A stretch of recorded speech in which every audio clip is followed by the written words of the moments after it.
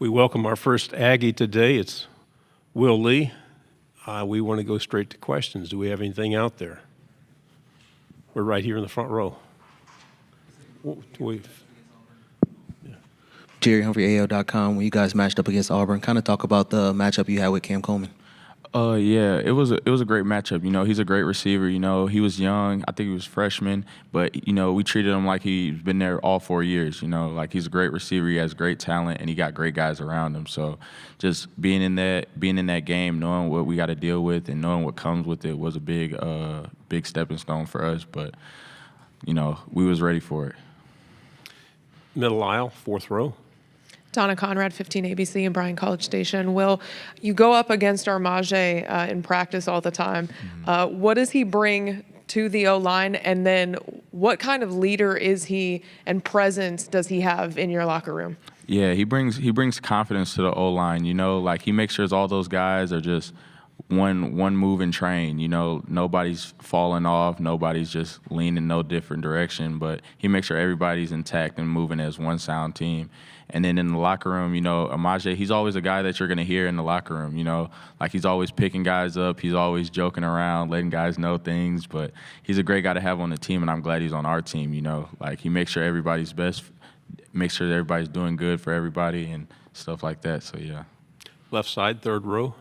Tyler Shaw with KBTX and College Station. We talked in there, and you said, you know, the goal is an SEC championship, national championship. What do you feel like is the biggest step that needs to be taken this offseason for you guys to realize those goals?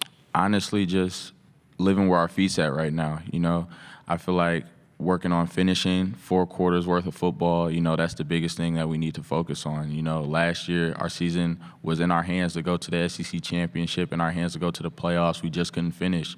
So the main goal right now is to finish and then play 4 quarters worth of football. Right side, fourth row.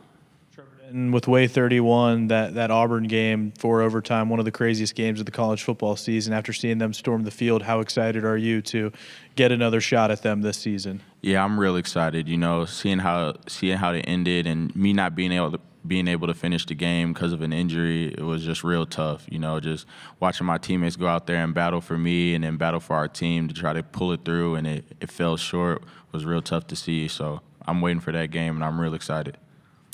Left side on the aisle. Dan Peck, ESPN 106.7 in Auburn. Where have you seen growth and development in Marcel over the last year or so?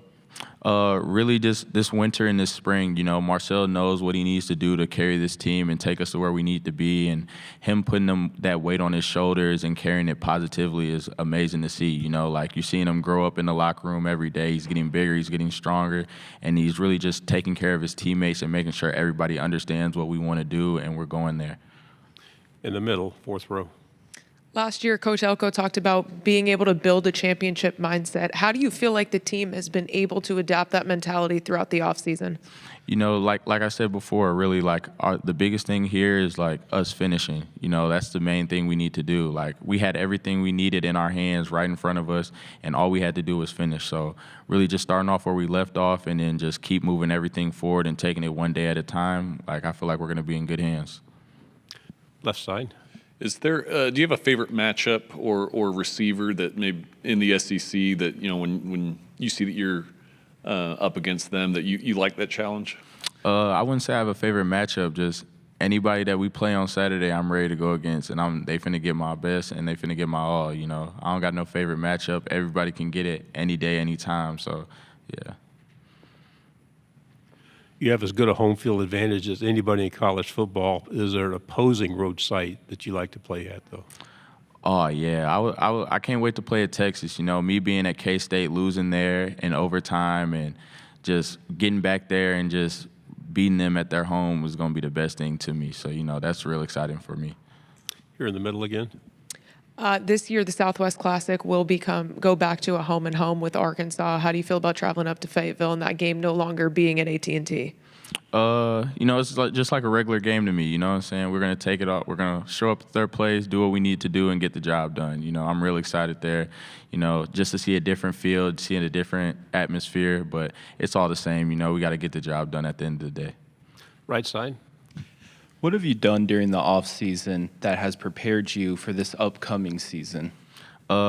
me personally, just really stepping up my leadership role in the locker room and on the field. You know, I want to be that guy in the back end on the secondary that my teammates can lean on and trust on. You know, I'm doing as much as just a little more studying, you know, a little more lifting weights, just everything I can do just to help the team out. You know, I want to be that guy that they can lean on and know that, like, I'm going to get the job done when we need it. Left side. You talked about, you know, being excited to go play at Texas this year. Just what did playing in the renewal of the Lone Star Showdown mean to you last year? You know, me being from St. Louis, like, a lot of people would say, like, oh, this rivalry doesn't have nothing to do with him, really. But, you know, like, it has a lot to do with my teammates. So, and I care about my teammates, so it's a big thing for me. So, like, just playing them, I feel like I'm from Texas, and that rivalry is big as any other rivalry for me. So I was taking it, like, with a grain of salt, taking it one day at a time to prepare for it. And then when it came, I was ready to play. And one of the play you'll be going closer to home when you guys go to Missouri. How much are you looking forward to that matchup? And do you think Drinkwitz is going to have a blanket for you this time? Oh, man, I'm real excited for that matchup. You know, like, when I was back at K-State, we played Missouri, and we lost to, like, the SEC field goal, the 62-yarder. So I'm 0-1 there. So us going there to play, I'm real excited. I need one there, and I need it bad. So I'm real excited to play there. We have time for a couple more questions. Is there anything else? We'll take you right side again. How would you describe your team's culture this season, and how do you think that could be one of the keys to success in a very competitive conference? You know, our culture is really 4 quarters. Like I've been saying all day, like, we're really built around finishing this year. You know, like, we got everything laid out in front of us of what we need to do. Elko made it real clear on what he wants us to do and wants to take us, and we just got to trust in his plan and just do the best we can do and then get there. You know, like, it's going to be bumps in the road. It's always going to be like that, but, you know, we just got to lock in the little key details and do what we need to do, and we're going to be okay. Go here in the middle section, back row. What is a message or piece of advice that a former coach or teammate has given you that sticks with you? Honestly, I would say just take one day at a time. You know, live where your feet's at. Like, this thing comes fast. Like, I remember when I was in junior college. I remember when I was just graduating from to go to college, and now I'm on my last year. So really just live where your feet's at and take it with a grain of salt every day. You know, like, you got to enjoy the moments. You got to enjoy the goods and the bads. So you just got to do everything right. Talk about stepping up your leadership. There's leadership by example and leadership by words. Which way is best for you? I feel like I'm more of a leadership by example guy. I'm not that type of guy that's going to be in the locker room and talk your ear off before the game. I want you to be comfortable and be in your own mind and get ready your own way. But when I'm out there, you're going to see 100% from me every time. And honestly, just me giving my best work out there on the field and just you seeing that should make you want to give your best work, knowing that I'm willing to put my body on the line for the team and for everybody. So I feel like leading by example is my best way of leading. Anybody else? Thank you very much, Willie. Good job. Yep, thank you. Stay healthy this year.